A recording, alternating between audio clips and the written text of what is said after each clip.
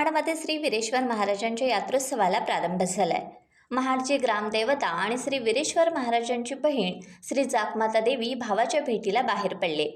बहीण जागमाता देवीला दरवर्षी महाशिवरात्रीला मोठ्या मान सन्मानाने वाजत गाजत बहीण जागमाता देवीच्या स्वागतासाठी श्री वीरेश्वर सज्ज होतात।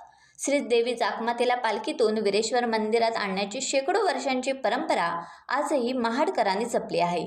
याच धर्तीवर महाशिवरात्रीच्या दिवशी श्री जागमाता देवीला ढोल ताशांच्या गजरात श्री वीरेश्वर मंदिरात घेऊन येताना देवस्थान कमिटी आणि महाडकर भाविक या पालखी सोहळ्यात मोठ्या उत्साहाने सहभागी झालेत।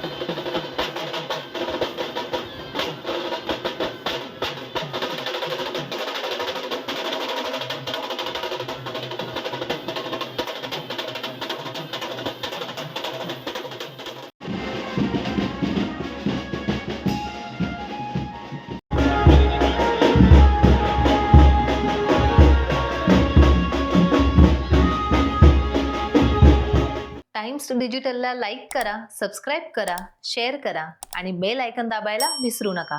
पाहत रहा टाइम्स डिजिटल।